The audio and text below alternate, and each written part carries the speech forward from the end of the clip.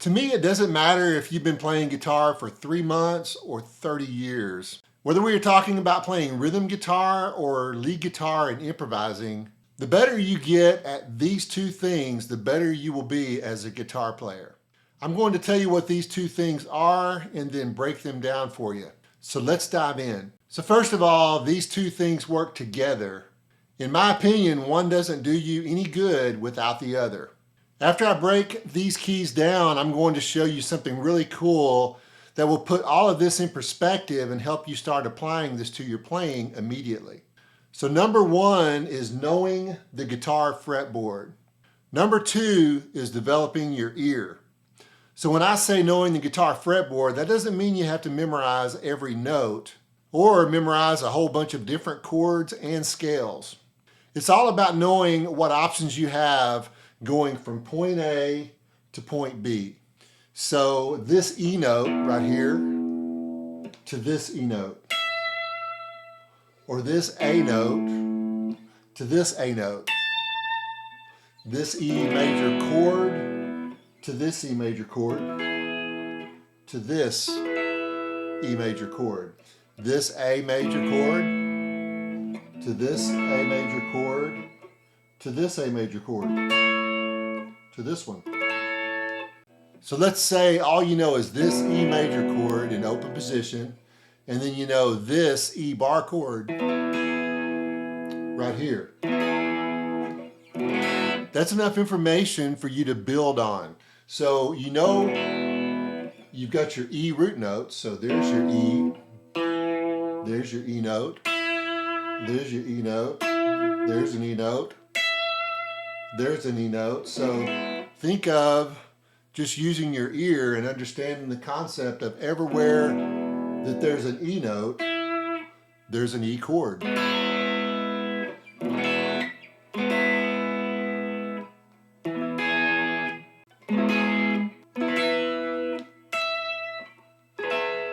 So that is the idea.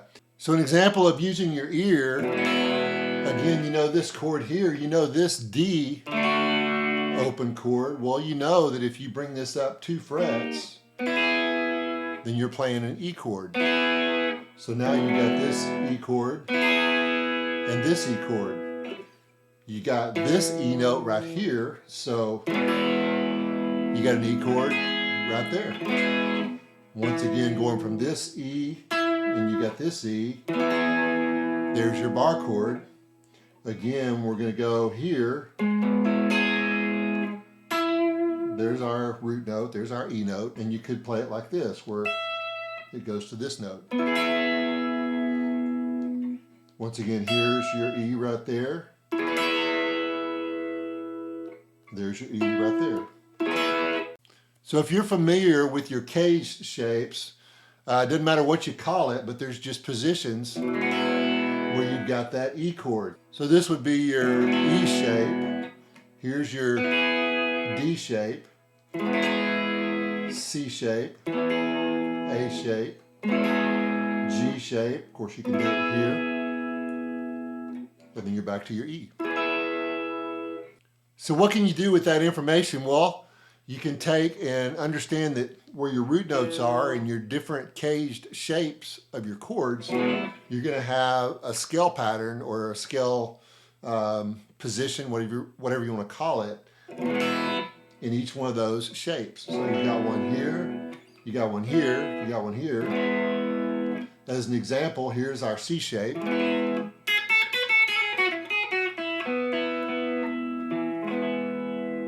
And there's that. Here's our A shape.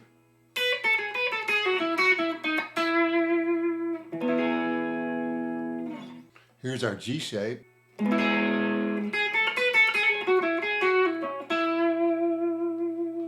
So let's say you know the sound of the major scale, which is do, re, mi, fa, sol, la, ti, do.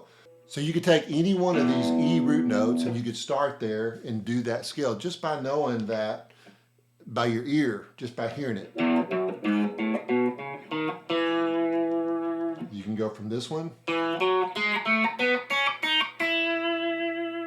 can go from this one. You can go from this one. You can come back down.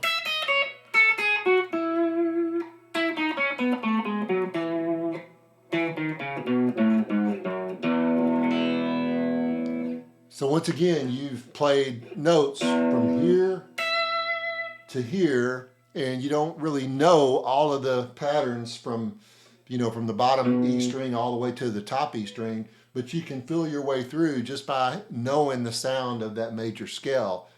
And so there's different things you can do just playing phrases,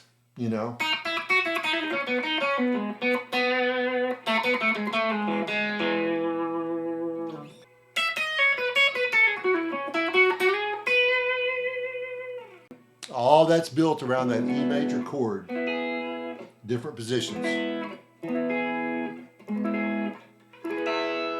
So now let's talk about a minor chord, which is your E minor, or your E minor pentatonic scale, which you probably know.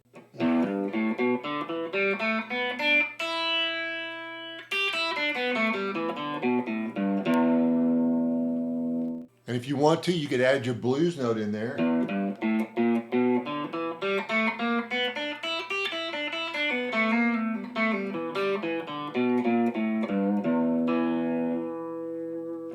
So it works the same way with your chords, and it works the same way with your improvising. You can just play little phrases within these shapes.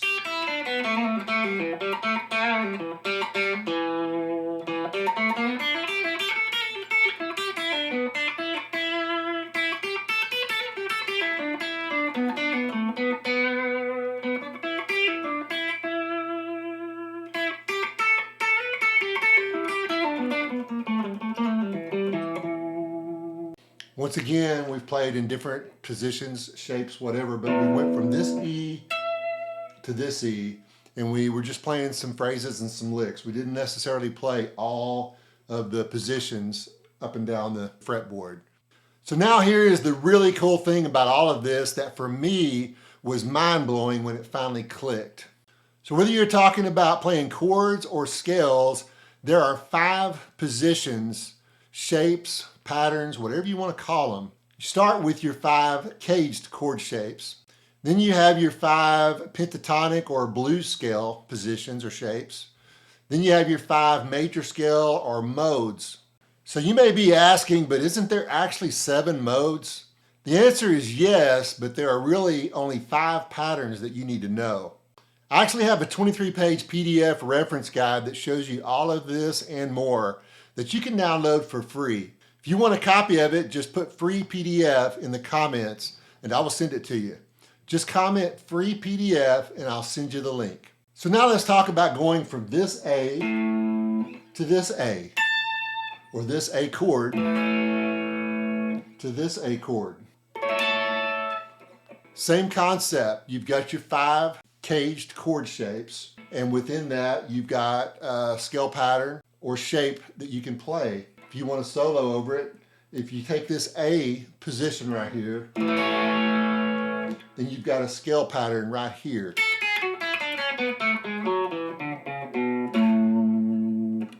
And all I'm doing is starting from the root note.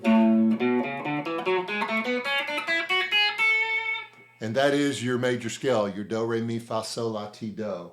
So if I wanted to play this A right here,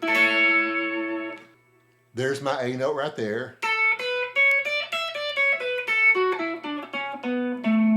To this A note.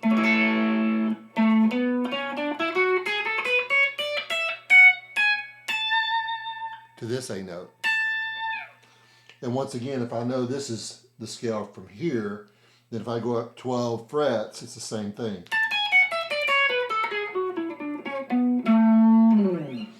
So you may not be too fired up about trying to memorize the whole pattern or shape, from your bottom E all the way to your top E on all these positions. But all you really need to focus on is just using your ear and just think about where those root notes are and just kind of play around those root notes. So here's your A note right there.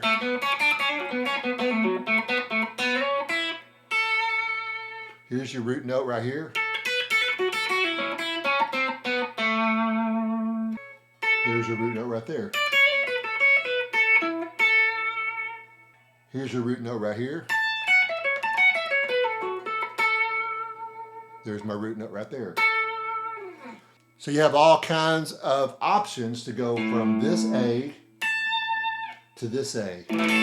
Same thing with your minor, it's all the same. Here's your minor chord right here.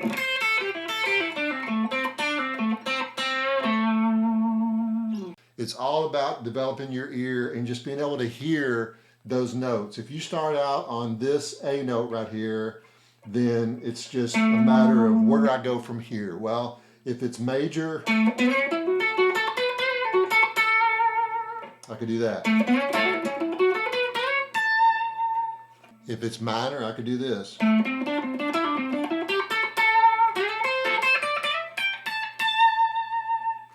So just think of your major, your minor, think of your caged chord shapes, and just understand that there is 5 positions, shapes, patterns, whatever you want to call them, it doesn't matter to me. But what I'm saying is the more you know this fretboard, you know how to get from this E to this E, and you've got different ideas and different, phrases and licks that you can do to get from here to here, or from this A to this A, or from this G to this G to this G. It doesn't matter what key you're in, you can move all this around, and it's just a matter of understanding and listening and being able to hear the difference in like a major scale and a minor scale, or maybe a major pentatonic scale or a minor pentatonic scale, or of course your blues scales.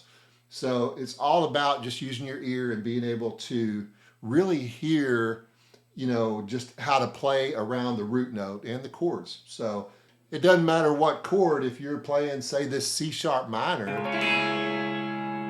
then there's a pattern around that. So you're playing this F. Well, it's an F bar chord there. Here's the same thing there. Well, I can start with this chord right here, play this F major.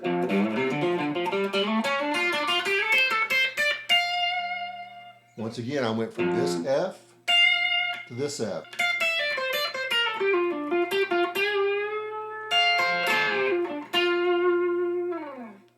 So I really hope this is super helpful for you and that you can see for yourself how powerful these concepts can be. If you have any questions or need something, just reach out to me and I would be happy to help you. I have a video that talks about one scale pattern you really need to know that you can use in lots of different ways. We talked about that scale pattern a little bit today.